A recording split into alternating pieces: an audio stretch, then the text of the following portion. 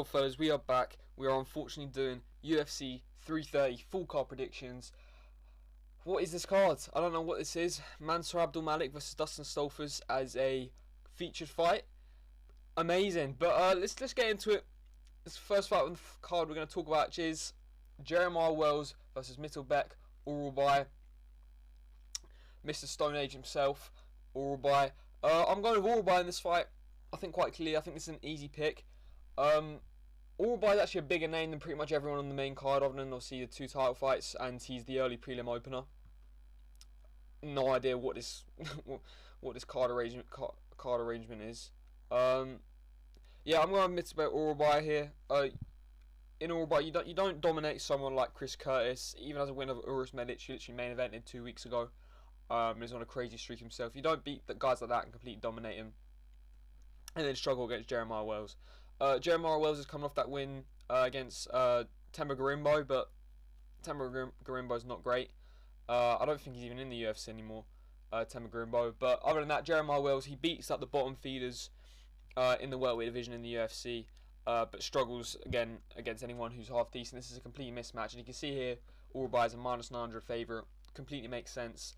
Yeah, and Urubai, he's got power on the feet as well. You saw, he's been a war with Rebecca.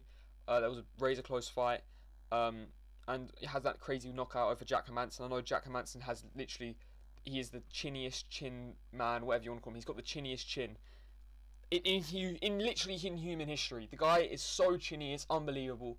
But still, nasty knockout last year in the Qatar card. That was caught behind the ear. That punch didn't even look powerful, knocked Jack Hermansson out. I mean, I don't know what that says more about Jack Hermansson's chin or Urubai's power, but Urubai does have power on the feet.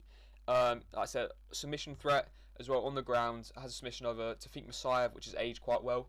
You know, Tafik Musayev's putting a run together himself, so, and he got a first round submission over him, so that's aged quite well. I'm gonna go Mittelbeck Urubai here by submission. I think this is a complete mismatch. I'm really not sure why Urubai is getting guys like Jeremiah Wells and the streak he's on. But either way, next fight we're gonna talk about Neil Magny versus Ramiz Brahimaj.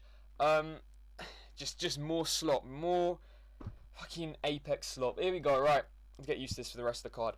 I'm going with Neil Magny on this fight. Neil Magny's craftier. I know he's old. He's been around for literally forever. He's probably been around when I was in my dad's balls. He was still fighting in the UFC. Ramiz Brahimaj I don't rate too highly. Magny is going to have a big size advantage here, 6'3" versus 5'10", and a massive reach advantage. He is big and rangy for the division. But Neil Magny's got some crafty wins. Not of recently, but you know, the Mike Malott win has aged very well, very well. I don't rate Mike Malott too highly. But he's probably going to beat Buckley at the end of the year, but we'll talk about that another day. Yeah, Neil Magny, that Mike Malott wins aged pretty well. He's been in some close fights with some top guys. I think I don't remember his last fight. Was his last fight the Amosov fight? He got Amosov in Amosov's UFC debut. Got submitted quite easily. But again, that loss isn't too bad if that was his last loss. You know, because we know how good Amosov is. But Neil Magny's crafty. You know, he stays in there. He keeps himself in fights even when he's losing. For example, the Mike Malott fight, lost the first 2 rounds, and managed to keep himself in the fight and just, you know, turned it around completely. Yeah, fuck. Let's just go with Neil Magny and move on. Let's just go with Neil Magny and move on. Jesus. Rafael Tobias versus Lucas Fernando. Rafael Tobias is only had 1 fight in the UFC. I think he had a decision with Nurgazoyev, whatever his name is. Is that Nurgazoy? Sorry, who fought last weekend on the Apex card. Went to a decision with him back in March on UFC 326 in the Oliveira Max Holloway card. Nurgazoy is okay, so it's not a horrible look to go decision with him. But then Nurgazoy is not, you know, he's kind of like in that mid-range section of the young rank guys at light heavyweight. So he went decision with him, and Nurgazoy won quite clearly. Lucas Fernando, this is his UFC debut. He's coming off back-to-back finishes in LFA. He is an LFA champion, or sorry, was an LFA champion. Twice, I think. He actually won on the Contender Series, Lucas Fernando, about 2 or 3 years ago. He lost to Cesar Almeida, which isn't the best loss to have on your record, as Cesar Almeida's lost to quite a few guys in the UFC now. But Cesar Almeida can be crafty, but he just recently got knocked out by Damian Penis. yeah, Lucas Fernando, he's got a lot of nasty wins on the regional scene. He was an LFA champ twice for quite a while. Rafael Tobias, I know less about him than Lucas Fernando. Even though some of Lucas Fernando's wins have aged quite poorly, I'm going to go with Lucas Fernando over Rafael Tobias. I've just seen more of him. I know more about him. And let's go Lucas Fernando. I'm really winging it on some of these picks, boys. Really winging it. Vicente Luque versus Trayshawn Gore. Okay, weird matchmaking. Vicente Luque's last fight was the Kelvin Gastelum one. He submitted Kelvin Gastelum in, was it a round, 2 rounds? But Kelvin Gastelum just don't have it anymore. KG does not have it anymore at middleweight. Trayshawn Gore, I can't remember what Trayshawn Gore's last fight was. Sorry, bear with me 1 second. But yeah, Vicente Luque is nowhere near it. He's past his prime. This is not prime, 2021, 2020 Vicente Luque at welterweight. This is middleweight Luque, or probably at the latter stages of his career. But he's still got it. Vicente Luque, obviously, he's very dangerous on the ground. He's got that submission threat. He's got nice submissions. He is a bit weak on the feet. Vicente Luque, he does get a little bit hesitant and leave himself open for counters, but I don't think Trayshawn Gore is going to threaten that. Who was it? Oh, no, he won against Bakayev, Azamat Bakayev, Trayshawn Gore, but that's an alright win, but then that's like another bottom feeder at the in the middleweight division, because Bakayev was actually meant to be something good, but he's lost to a lot of not great people. But yeah, he's beat guys like Tricoli. He lost to Cody Brundage. I don't remember that. Lost to Cody Brundage, Trayshawn Gore. Yeah, I'm gonna go with Vicente Luque here. I'm not trusting anyone that's a Cody Brundage victim. You should never trust anyone that's a Cody Brundage victim to win a fight in 2026. I'm going with Vicente Luque here. He can always rely on his grappling. He is getting older. He is getting a little bit slow on the feet. He's not sharp as he used to be, but he has crafty submissions in the back pocket. He can whip them out. And yeah, I don't see Trayshawn Gore causing Vicente Luque too many problems on the feet. I think you need definitely a sharper, more twitchy striker to cause Vicente Luque problems in the feet. But yeah, I'm going to go for Vicente Luque here to get this one done by submission. Maybe in the 2nd or 3rd round, in the later rounds. Yeah, let's go for Vicente Luque by submission. Moving on. Dante Johnson versus Aaron McCarnico. Oh, what is this? And this fight got moved to this card specifically. This was meant to be on the Apex card last weekend. And this fight got specifically moved to this card because the UFC thought, you know what this card needs? You know what it needs? Dante Johnson, Aaron McCarnico, guys, come on, that's what it needs. No, seriously though, this is absolute poo. But either way, we're going to move on. Dante Johnson versus Aaron McCarnico. This is actually a tricky fight because I don't actually rate either of these guys too highly. Dante Johnson's obviously 8-0 undefeated. He's been training with Extreme Couture, he's been training with some good guys in his camp for this. He also see a very short and stocky middleweight. He's 5'8", but he's stocky. Is this the one that used to be a heavyweight? Or he used to be a light heavyweight or something, and he dropped down. Was he in the Contender Series and he was like a heavyweight or something, and they dropped down to middleweight? His UFC debut when he fought. Who did he fight in his debut? Cedric Damas. Got him out there in a couple of rounds, and obviously had that fight with Cody Brundage. Was Dante Johnson's fight with Cody Brundage a few months back. That's what really puts me off about him. He went to a really razor close fight with Cody Brundage. I don't think it might have been a split decision. I don't think it was a split decision, but it was a razor close fight, and on another day, Cody Brundage would have got the judge's decision there. And like I said, never trust a Cody Brundage victim. You never do it. But Dante Johnson, he is young in the game. He's only at 8-0.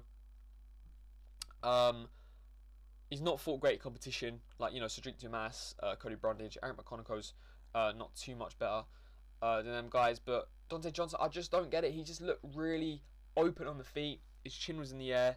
He throws some really awkward strikes, really awkward punches, sorry, on the feet, and they just really put me off. And you just think that, he's going to get countered so bad and get finished, but he got away with it because it is Brundage. But Brundage landed some nice shots on him. Obviously, Cedric Damas is Cedric Damas, so he got him out there easily. But I'm not convinced on Dante Johnson. Eric McConaughey, on the other hand, is coming off a win against Rodolfo Vieira, which is actually a half-decent win. Rodolfo Vieira is not great, but he can be crafty sometimes. He's a bit of a crafty young Rodolfo Vieira.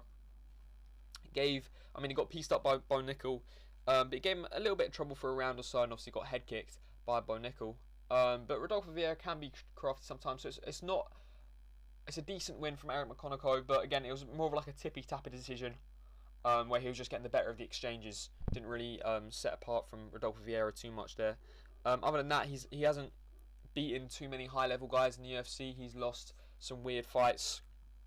I'm tempted to go Dante Johnson here, but I just don't trust Dante Johnson striking. I can just see Eric McConaughey catching Dante Johnson as he's walking in. Like that Cody Brundage fight really put me off. Really put me off. But then again, like, I don't know. Maybe he can always improve as a fighter. You know, training them guys at Extreme Couture might have sharpened up his striking and whatnot.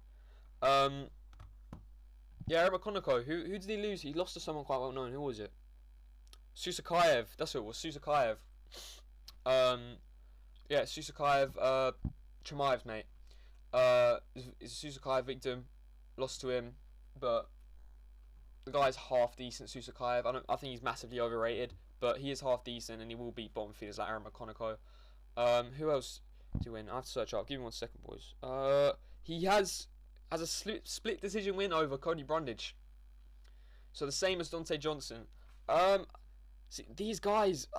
This is such what these guys. Both these guys went to razor close fights with Dante Johnson, and they're on a pay-per-view. It's a disgrace.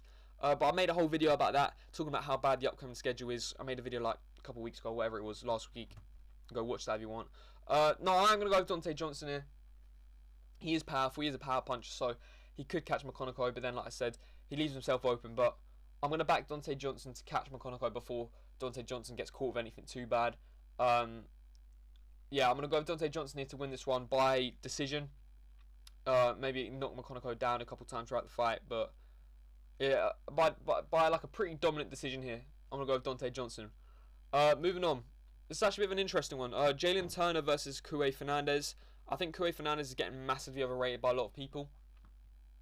Like, you know, he fought Harry Hardwick on a week's notice. Upper weight division was Harry Hardwick. And obviously, yeah, he finished him with leg kicks. But, like, the circumstances were just horrible. It was Harry Hardwick's UFC debut. He was coming on a week's notice. Had a lot going on in a week. Probably wasn't 100% fit for it. And Kue Fernandez does have nice leg kicks, but people were just gassing up a little bit. It's not like he, was, kicking. It's not like he was low kicking Makhachev and made him quit. You know what I mean? He was Harry Hardwick, and I like Harry Hardwick. Yeah, I wanted to see him win his next fight, and hopefully he stays in the UFC. But let's just say how it is. It was Harry Hardwick, not Islam Makhachev. Right? We need to chill. Jalen Turner's actually pretty good. He's been a bit inactive recently. Like he didn't he have like a break for a year or something, then come back. He's coming off a win against Edson Barboza, who's actually higher up on this card than him. Sorry. But yeah, beat up Edson Barboza bad in the first round at the end of last year. I can't remember what card it was on. Had him bloodied up, finished him against the cage quite badly on his like comeback fight from his little break. Other than that, before that, I think I can't remember who he fought, but before that, I think it was the loss against Renato Moicano.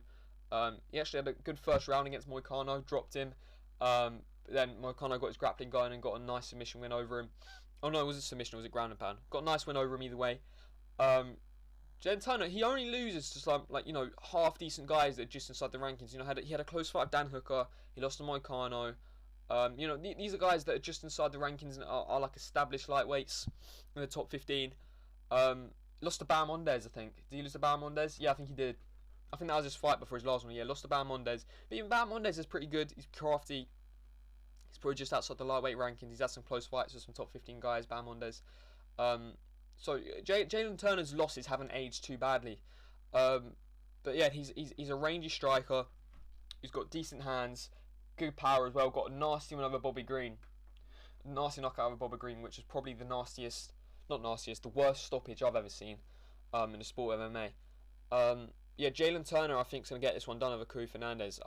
I don't see Kue Fernandez's leg kicks having the same effect on someone like Jalen Turner compared to a Harry Hardwick. There's something about Kue Fernandez that just really puts me off him. I don't know what it is. Maybe it's his face.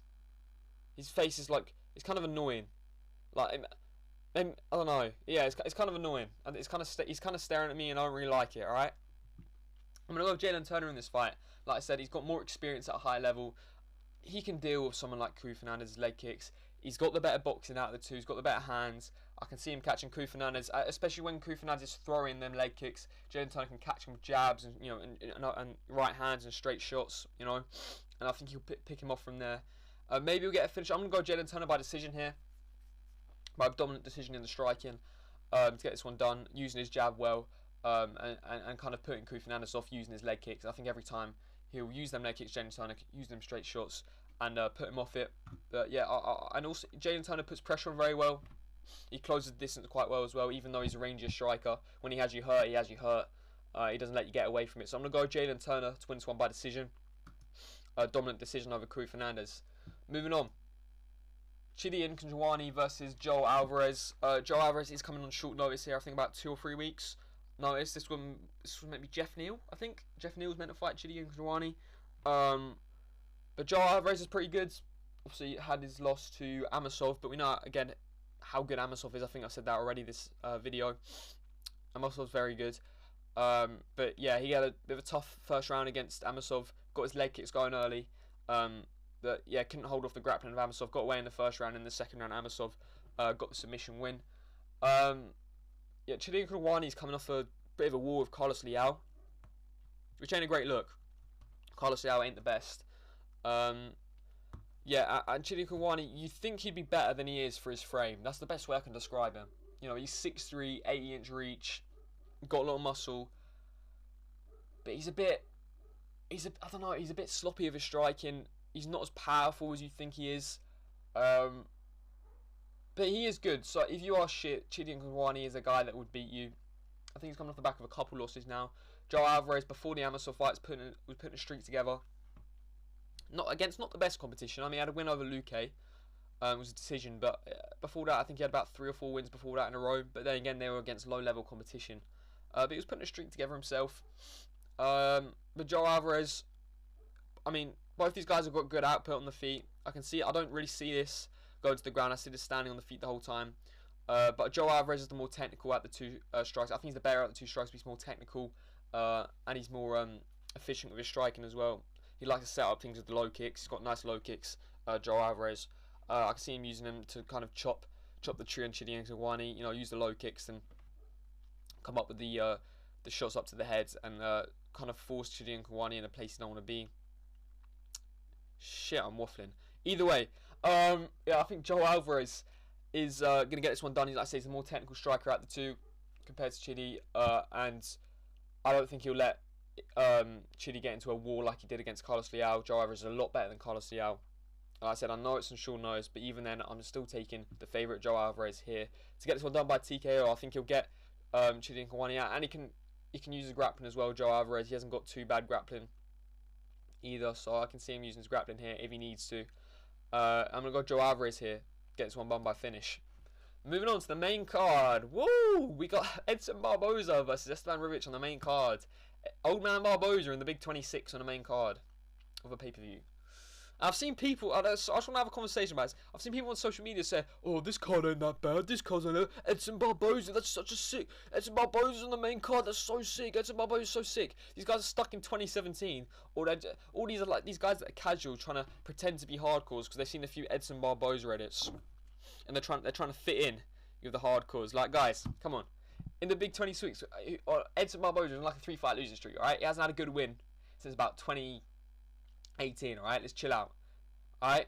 Edson Barboza is literally like 40. I'm going to go with Esteban Ribic in this one. He's coming off a loss to Gamrot. Got away, he got completely dominated and submitted. That was a massive step up for Ribic, and one he, looking back on it, he shouldn't have taken. He didn't deserve, really. Ribic is one of them where it's like, I think he's hyped up to be a lot more than he is. He is good, and he's a good striker, and he's a good fighter outside the rankings, but I don't think he beats anyone inside the rankings now. Like, that Zell Huber fight hasn't aged too great. Obviously, he went to a bit of a war, a razor-close fight with Zell Huber. I think it was a draw in the end. And Zell Huber's turned out to not be great. He's had back-to-back losses, got put away badly by Bobby Green. Didn't really look like he was meant to be in there with him. So that fight hasn't aged too well. He's got other nasty wins. He's got nice kicks. Obviously, that head kick win over Terrence McKinney was very impressive. He's aged quite well. because not many guys, other than Bobby Green recently, been able to put Terence McKinney away badly like that in the first round. But yeah, Ribovic here is the younger fighter. He's the more explosive right now. I know Edson Barboza has this, he has the crafty kicks and tricks in the bag, but they're not as effective as they used to be. Just because he's got older, but I'm gonna go with Edson Ribovic here. Like I said, he could push a pace on Barboza. Which what Jalen Turner did when Barboza and Jalen Turner fought last year. He just put a pace on Barboza from the off and cut Barboza open badly, bloodied him up and finished him up against the cage of just high volume. And I think Ribovic has to do the same here to get this done. I think he can get Barboza out there in the first couple of rounds if he just pushes a pace, high volume, throwing combinations. And Barboza, at his age and this point in his career now, he can't compete with that kind of volume and pressure. Ribovic can mix it up with the boxing, with the kickboxing. I think Barboza now in this time of his career, the only way he's going to win is if he lands that one big shot and hurts Ribovic. He lands that one big body kick or that one big head kick. It kind of changes the fight. But I don't think Ribovic will be too fast. He'll push a pace that's too high for old man Barboza to keep up with. I think I'm taking Ribovic this one by finish in the first or second round.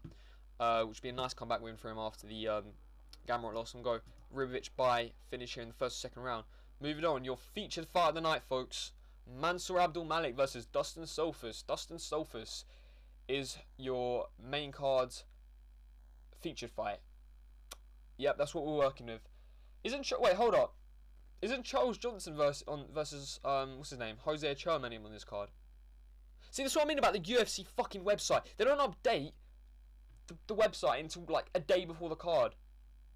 Well, I feel like we're missing some other fights in here. How many fights from this card? 1, 2, 3, 4, 5, 6, 7, 8, 9, 10, 11.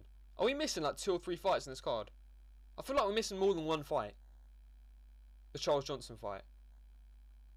Like, the website's so crap. It's so crap. But I need, what I mean? It looks good on the YouTube video. So either way, Mansour Abdulmalik versus Dustin Stolfus. This focus. Alright. For this insane featured fight. Let's go. I'm going to go with Mansour Abdulmalik. I don't rate either of these guys too highly. The UFC were trying to build up Mansour Abdulmalik quite a bit. Before obviously the Belgarui fight where he got finished badly, you could see the matchups they've given him. They were giving him like a Tricoli, them type of guys. They were trying to build him up. I think he was 3-0 in the UFC before the Belgarui fight. But yeah, they were just trying to build him up and try and make him something or seem like something he's not. Obviously he's still young, so he's got time to improve. But from what I've said, I don't rate him too highly. Obviously the Belgarui fight was Belgarui is just a completely different level to him on the feet. I think that Abdulmalik couldn't get near him the whole fight. Belgarui just constantly landing knees, kicks, popping him with a jab. It was a complete beat down, complete bully beat down from Belgarui. Abdulmalik, he has got good grappling when he can get it off. Obviously against these low level opponents. Dustin Stolfus is a bit better than some of the guys he fought before the Belgarui fight. He's a lot better than a guy like Tricoli, who's literally lost to every single person in the UFC imaginable. I could probably beat Tricoli. I'm not joking. I probably couldn't. Or maybe I could. Who knows? Either way, Mansour Abdulmalik, I think, will get this one done. Dustin Stolfus is coming off a really badly aged loss to Kelvin Gastelum, losing to K, and he lost by finish as well. I think losing by finish to the big KG in the modern day UFC is not a good look. He had also another nasty loss. Who was it? I can't remember off the top of my head, but he's lost to guys like Bruno Ferreira, who are, just outside the rankings. Dustin Stolfus can't really beat anyone that's like decent. Anyone that's like half decent, he loses to. And you can say that about pretty much every single fighter on this card. But Dustin Stolfus is the prime example of this. He beats anyone that's complete dog poop, but then will lose to anyone who's half decent and not dog poop. But I think Mansour Abdulmalik will get this one done. He's a big favourite, decent favourite here, minus 600. I think he'll get this one done versus Dustin Stolfus. He'll get his grappling going. On the feet, I really worry for Mansour Abdulmalik, but Dustin Stolfus isn't the craziest guy on the feet. Both these guys like to grapple, but I think Mansour Abdulmalik, he's got more submission threat out of the two. Are these two fellas? I think Mansour Abdulmalik will be able to is a more aggressive grappler, and he's built better. He's an athlete. He's got a bit of a reach advantage, height advantage. So in the grappling exchanges, I think he's going to be the more dominant one out of the two, and I can see him maybe getting a submission in the later rounds, maybe as the fights get tired. So I'm going to go Mansour Abdulmalik by submission here. Moving on, co-main event, Mackenzie Dern versus Gillian Robertson. I don't actually mind this fight too much. This isn't the main problem for the card for me. It's all of this, whatever this is. You know what I mean? You're going to have these women's title fights at some point. It doesn't really bother me. This isn't a bad fight for women's MMA. Both these two are relatively entertaining. They've got quite a lot of submissions. Sorry, not submissions. Finishes. These two. Gillian Robertson's got a lot of submissions. I like. If we're talking women's MMA, I like both these two. Mackenzie Dern obviously won about against Jandiroba. It was a bit of a scrap versus Jandiroba. But outclassed Jandiroba on the feet and got the better of the grappling exchanges in that fight. Gillian Robertson, I actually can't remember who Gillian Robertson beat in her last fight. This is actually quite bad. Fuck, who did she beat? Right, while I search, I'm gonna waffle. Right, Mackenzie Dern, obviously Brazilian Jiu-Jitsu girl. She's got good Jiu-Jitsu.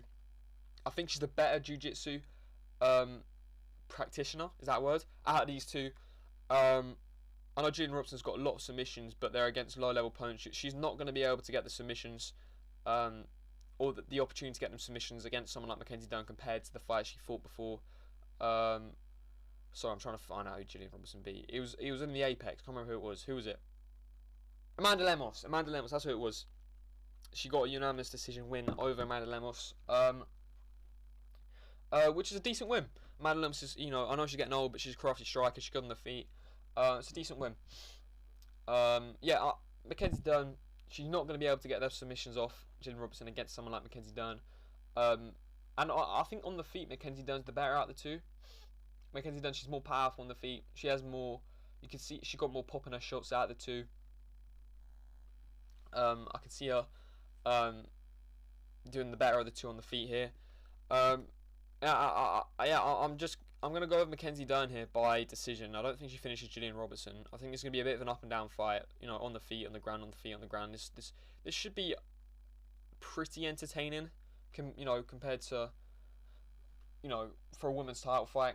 Like I said, I like both these two. These two have had some entertaining fights over, since they've been in the UFC. I'm just going to go with Mackenzie Dern here to get this one by decision. She's the better on the feet. And Gillian Robertson, what she's best at is her ground game and submissions, but she hasn't fought anyone with the ground game of Mackenzie Dern, so I don't think she'll be get it off. And so when the fight's on the feet, Mackenzie Dern's gonna use her striking, and she's the better striker out of the two. So I'm gonna go Mackenzie Dern to retain her belt here and get this one done by decision. Moving on to your main event, which is hold up, okay. And we're back to your main event, which is Islam Makhachev. Well, I say Makhachev, like Islam Makhachev versus Ian Gary. Fuck, this is actually such a sick main event. Like, this could have been a generational card. If we had some good prelims, a couple of top-ranked up matchups, we had a Carlos Prates, Michael Morales, a Joe Pyfer fight, a Sean Brady fight, and then some good prelims. This could have been a sick card, But Islam Makhachev versus Ian Gary is a sick main event. I am really looking forward to this, and I've really been chopping and changing my mind over the last couple of weeks. Who I'm going to pick. I've been watching a lot of fights back. Makhachev, you have the chance here, mate, to completely redeem yourself from the JDM win. Your sins are forgiven if you win this fight. I really don't want to see Ian Gary as champion. I already see enough of him with his interviews where let's be honest, he's just been a weirdo. His stupid post-fight press conferences. I see enough of the guy to the point where it really annoys me. If he becomes champion, I'll see even more of him. I don't want to see that. I don't want to see any more of Ian Gary than I already need to, right? Actually, I quite like Makhachev. A lot of the a lot of them Dagestani lot, they can be a bit boring. And no personality, a bit boring. But Makhachev, he's got a bit of personality. He seems like a funny guy, and he's had some entertaining fights. Obviously, he's been in some wars. Obviously before the JDM fight, JDM fight obviously still hurts me a lot, but till this day. But like I said, your sins are forgiven if you finish Ian Gary here. If you finish Ian Gary here, oh my mate, you're back in my good books, Makhachev. Yeah. Hey, let's talk about the fight. I've been watching the Bilal Muhammad Ian Gary fight back. Just because that was obviously Ian Gary's last fight, and it's kind of the best grappler Ian Gary's fought so far in his UFC career. But and obviously Ian Gary did well to stuff all the takedowns, and I don't think he didn't get taken down once the whole fight, and Bilal Muhammad couldn't even get to the hips of Ian Gary, and Ian Gary was using his kicks to keep Bilal Muhammad at range. He was popping in with the straight shots, pivoting around Bilal Muhammad, moving around really well around him. But I think you've got to take into account Islam Makhachev is a lot better grappler than Bilal Muhammad is. I mean, a lot better grappler. I mean, for example, look at the JDM fight. JDM was able to get up constantly from Bilal Muhammad's takedowns and stuff them against the cage and hold his own. And then Makhachev fights JDM, not too long after, and look what happens. Bilal Muhammad is nowhere near the same grappler as Islam Makhachev, and he is not able to hold his opponents down as much as Islam Makhachev is. I mean, you can even look in other fights as well. Leon Edwards' fight, even Leon Edwards had some moments against Bilal Muhammad on the ground, He was able to reverse him and land some ground and pound. You're not going to be able to do that against Islam Makhachev. You won't know that, do you? You know what I mean? No one's going to reverse Islam Makhachev and land ground and pound on him. And completely dominate him on the ground. Like Leon Edwards did at moments against Bilal Muhammad. That's why I think there is... When I was watching that Ian Gary and Bilal Muhammad fight back, you've got to take it with a pinch of salt, because Makhachev is like Bilal Muhammad, similar, but just a lot better everywhere. But if we're going to talk on the striking department, Ian Gary's obviously the better on the feet, but Makhachev's been improving on the feet. He's got good low kicks, Makhachev, and I can see him using the low kicks to try and get into the takedown here in this fight. But Ian Gary's got good kicks himself, really good straight punches, sets up everything really well, walks his opponents onto shots. And obviously he's the rangier fighter. He's got a bit of a reach advantage here, height advantage as well. But in the face-off, did anyone else see the face-off? Was it this morning or yesterday or whatever? They didn't look that much smaller. Sorry, Makhachev did not look that much smaller than Gary. I know Gary was, maybe it was a bit of an angle. The angle was a bit dodgy, but I don't think there's that much of a size difference in these two. I don't think Makhachev's 5'10". I think Makhachev's on the border of 6, maybe 5'11", 5'11 and a half. And Gary's maybe 6'2". They did not look like 5'10 and 6'3 in that face-off, I tell you. But maybe Makhachev was wearing heels or something. I don't know. But I think Ian Gary has been able to, keep off a grappler like Bilal Muhammad and other fighters who try and close the distance and try and get in the clinch with his straight shots and his low kicks. I think Makhachev's the smartest fighter he's fought. I think he's gonna try and feint Gary into throwing stuff like low kicks and punches, and then try and shoot in his takedowns. But fuck, I just do worry for Makhachev. Just with Gary, he floats around too fast, compared to anyone's Makhachev's fought. He doesn't stay in the pocket for Makhachev to hit or get a takedown. He moves and bounces around the octagon so well. And that's why it's so hard to hit and land anything clean on. Bilal Muhammad did land some clean shots, but maybe it was 2 clean shots around. While Gary landed, 20, 30 on him. It's, maybe not that much, but you know what I mean. It's so hard to land clean on Ian Gary because, like I said, his footwork. And Makhachev's already got a bit of a disadvantage in the striking department. I do worry that if Makhachev can't get his takedowns off in the first couple rounds, does Gary just, outpoint him really for the rest of the fight and get a decision win? I really hope fucking not. I really fucking hope not. But I'm gonna go with Makhachev in this fight. I'm gonna go with Makhachev. That's maybe biased because I don't want Ian Gary to win. I'm gonna go with Makhachev to win this fight by decision. I do think Ian Gary will take some rounds off him, but I think Makhachev will get his takedowns. I think he will get his takedowns. I think he's smart enough. He'll be able to set him up well with the low kicks. And I think the fight could be boring at times because it might be one of them where Ian Gary's trying, they're up against the cage, Ian Gary's trying to stuff it, they're up, they're down, they're up, they're down, they're up and down, Ian Gary's getting back up, and then he's getting taken down again. So it could be a bit of a boring one in some of the rounds, but I think on the feet, this fight will be really entertaining. I think Makhachev, he's got some crafty stuff on the feet. I'm just going to trust that Makhachev gets this one done. I'm just going to trust he gets this one done. I don't want to see Ian Gary wrapping that belt around his his wife's ex-husband's, you know, right around his waist, his wife's ex-husband's waist, you know, after the fight. I don't want to see any of that nonsense. I don't want him to talk about his feminine side in the octagon with Joe Rogan on the mic. I don't want to hear any of that. I want to see Makhachev talking about 2-3 years Dagestan and forget. That's what I just wanted to. I don't want Ian Gary as champion. All right, that's it. I can't stand the guy. I see too much of him. I'm gonna go Islam Makhachev to get this one done by decision. You know, 48-47, 3-2 on rounds. To win this fight. Please, Makhachev, please. I can't have this guy as champion. We cannot have Ian Gary as champion. Fuck. Alright, we're gonna pray Makhachev gets this one done. Thank you for watching, boys. This is my UFC 330 predictions for this absolutely stacked card. Like, subscribe, comment, all of that. I'll see you in the next one. Peace, boys.